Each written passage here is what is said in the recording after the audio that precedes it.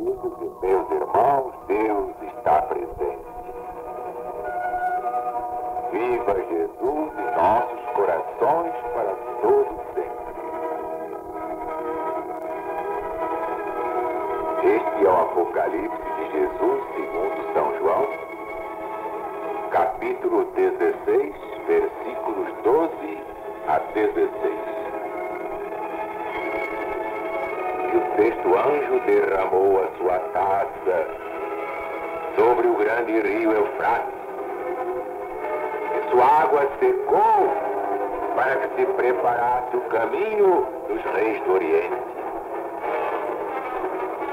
E da boca do dragão, e da boca da besta, e da boca do falso profeta, e saírem 3 espíritos imundos, semelhantes a rãs, porque são espíritos de demônios que fazem prodígios, os quais vão ao encontro dos reis de todo o mundo, para os congregar para a batalha naquele grande dia do Deus Todo-Poderoso.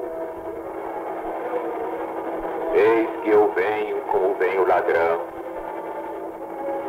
Bem-aventurado aquele que vigia e guarda as suas vestes, para que não venha a andar nu e não se veja a sua vergonha. E os congregaram no lugar que em hebreu se chama Armagedon.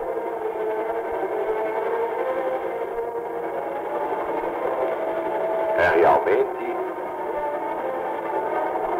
ponto crítico.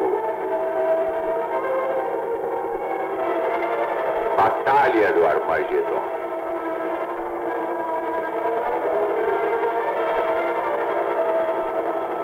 Isto merece toda a nossa atenção,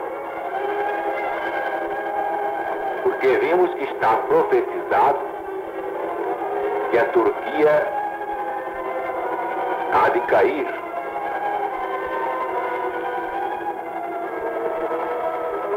Os reis do Oriente, as nacionalidades, potências e reinos que ficam ao oriente da Palestina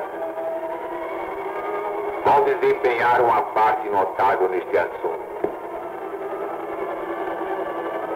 Efetivamente, diz o profeta Joel,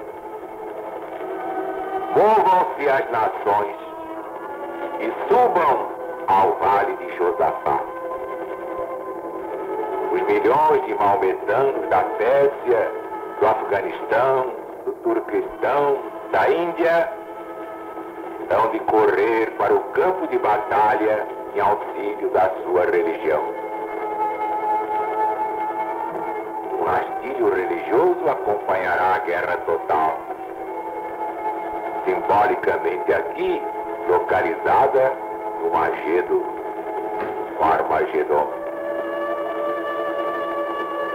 Aqueles que colocam as 5 primeiras pragas no passado e pretendem que estamos vivendo agora sob a 6ª praga, apresentam como um dos seus argumentos mais fortes o fato de que o Império Turco Otomano se está desfazendo, e isto ocorre sob a 6ª praga. Não será necessário responder que o acontecimento que ocorre sob a 6ª praga é a consumição inteira e completa daquele poder e não seu estado preliminar de decadência, que é o que agora se observa. É necessário que o império vá enfraquecendo, desmoronando, se desmantelando, até que atinja a sua dissolução completa quando vier essa praga. Esta condição preliminar se vê agora, e o fim completo não pode estar num futuro muito distante. Outro acontecimento digno de nota sob esta praga é a saída de 3 espíritos imundos para congregarem as nações para a grande batalha do Armagedon.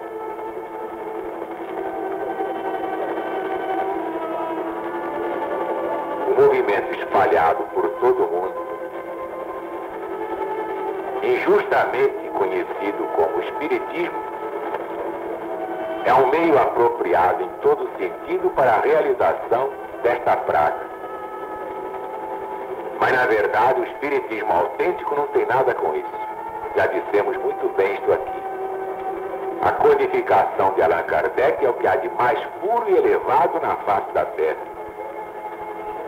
Mas perguntarão, como é que uma obra que já se está a realizar pode ser designada por aquela expressão, quando os espíritos só são apresentados na profecia por altura do derramamento da sexta praga, que ainda é futura? Podemos responder que neste, como em muitos outros acontecimentos, os instrumentos designados pelo céu para o cumprimento de certos fins passam por um processo de exercício preliminar para o papel que hão de desempenhar finalmente. Assim, antes de os espíritos poderem ter autoridade tão absoluta sobre as nações, que consigam reuni-las para a batalha contra o Rei dos Reis e Senhor dos Senhores, que é o Cristo, tem primeiro de ganhar terreno entre as nações do mundo e conseguir que os seus ensinamentos sejam recebidos como vindos de Deus e que a sua palavra seja recebida como lei. Estão agora fazendo esta obra. E depois de terem ganho completa influência sobre as nações, que instrumento mais apto poderá ser empregado para congregar as nações para empresa tão temerária e tão desesperada? Pode parecer incrível a muitos que as nações queiram se empenhar numa guerra tão desigual, qual a de lutar contra o Senhor dos Exércitos. Mas uma das funções desses espíritos de demônios, isto é, desses espíritos do mal, é exatamente enganar. Para o que eles vão operando milagres? Vão enganando até mesmo os reis do mundo, os reis das nações, para que creiam nas suas mentiras. Quantas mentiras não se veiculam em nome do Espiritismo? Mas é o baixo Espiritismo. É o Espiritismo do mal. Não é o autêntico da codificação de Allan Kardec. Ah, mas são espíritos? E daí? Os espíritos são os homens sem os corpos.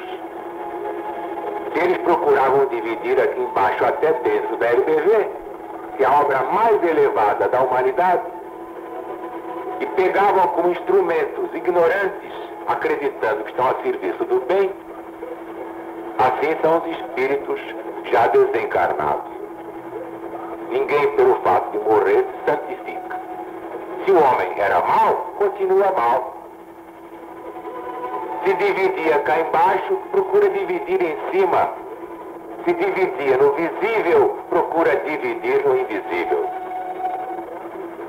Daí o enquadramento dos demônios nesta profecia. Não quer dizer que seja o espiritismo. É o espiritismo baixo. O espiritismo das conversas com o defunto. O espiritismo da curiosidade. Aquele que pergunta se uma pessoa presta, se deve vender um terreno, o que é que deve fazer para conquistar fulana, ou para derrubar o fulano. O espiritismo dos débeis mentais, que se reúnem em torno à mesa para as perguntas mais ridículas e que ofendem profundamente o Cristo de Deus. É este espiritismo dos demônios que está enquadrado aqui no Apocalipse, praticado por muita gente que se julga espiritualizada e evoluída. Realmente pode parecer incrível que eles vão conseguir iludir os reis das nações, mas podem.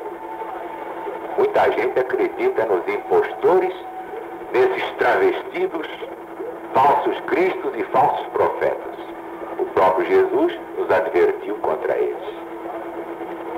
Mas há muito mais ainda, não é só o espiritismo baixo. A procedência desses espíritos denota que vão operar no meio de 3 grandes divisões religiosas da humanidade. Estão representadas pelo dragão, pela besta e pelo falso profeta.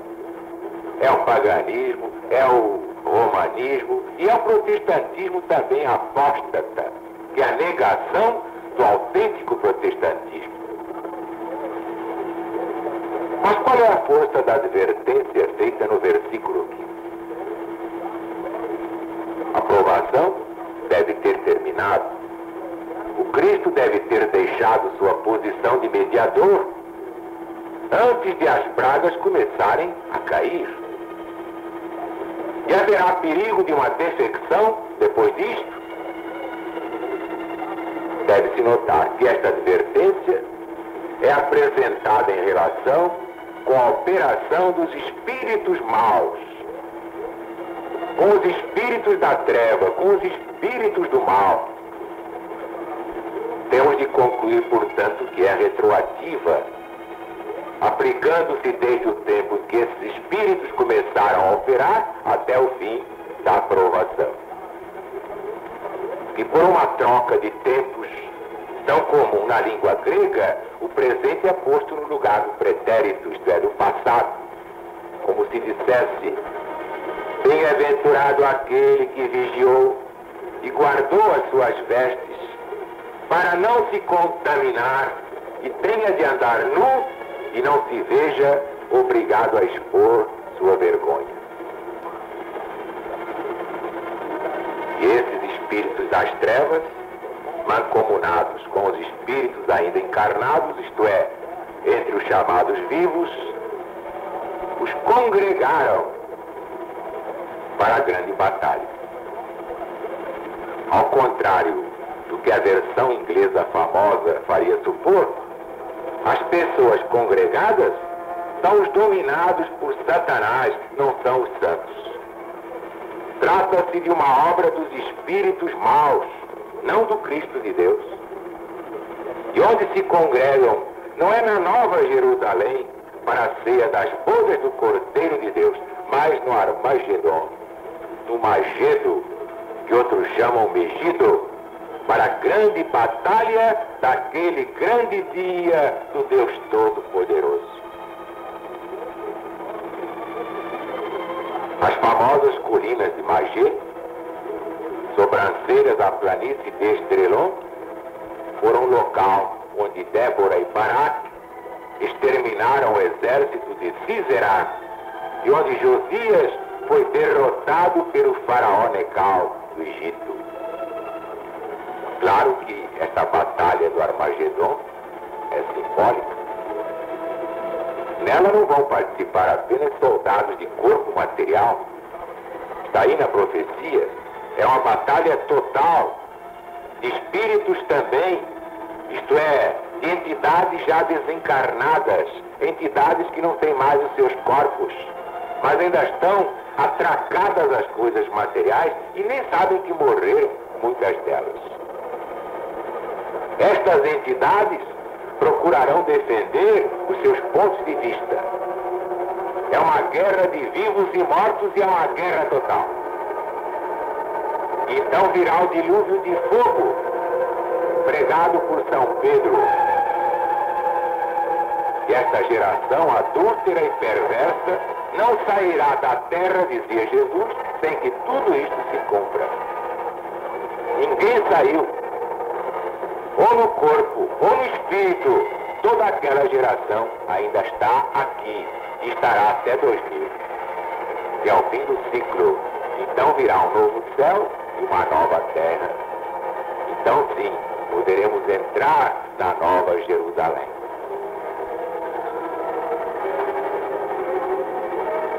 Versículo 17. sétimo anjo derramou sua taça no ar e saiu grande voz do trono do templo do céu, dizendo: está feito. 18. E houve vozes e trovões e relâmpagos e um grande terremoto, como nunca tinha acontecido desde que existem homens sobre a terra. Tal foi esse tão grande terremoto. 19. E a grande cidade se fendeu em 3 partes, e as cidades das nações caíram. E da grande Babilônia se lembrou Deus para lhe dar o cálice do vinho da indignação da sua ira. 20. E toda a ilha fugiu, e os montes não se acharam. 21. E sobre os homens caiu do céu uma grande saraiva, pedras do peso de um talento. E os homens blasfemaram de Deus por causa da praga da saraiva, porque essa praga era muito grande. A 7ª frase. Assim descreveu a inspiração, o último juízo que há de ser infligido na presente condição de coisas sobre os que são incorrigivelmente rebeldes contra Deus. Algumas das pragas são locais na sua aplicação, mas esta é derramada nos ares. Ora, o ar envolve toda a terra, todo o orbe. Segue-se que esta praga envolverá igualmente a terra habitável. Será uma praga universal. O próprio ar que respiramos será mortal. Quem respirar esse ar morrerá.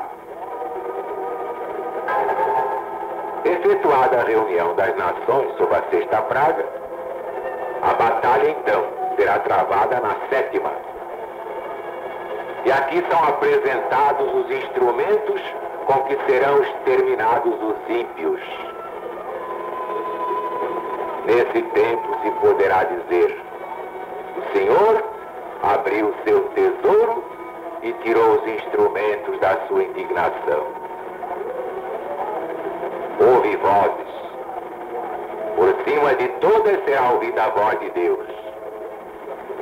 E o Senhor bramará de Sião e dará sua voz de Jerusalém, e os céus e a terra tremerão.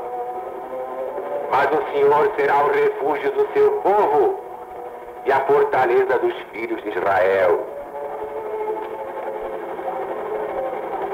Profeta Joel, capítulo 3, versículo 16. Profeta Jeremias, capítulo 25, versículo 30. São Paulo aos Hebreus, capítulo 12, versículo 26. Isto causará um grande terremoto, como nunca tinha havido, desde que existem homens na face da terra. E trovões e relâmpagos, outra alusão aos juízos do Egito. Ver Moisés, Êxodo, capítulo 9, versículo 23. A grande cidade é dividida em 3 partes, isto é, as 3 grandes divisões das religiões falsas e apóstatas do mundo.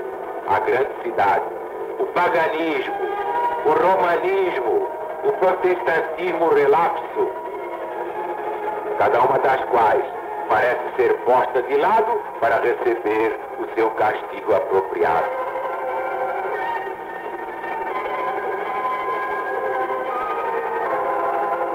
Caem as cidades das nações.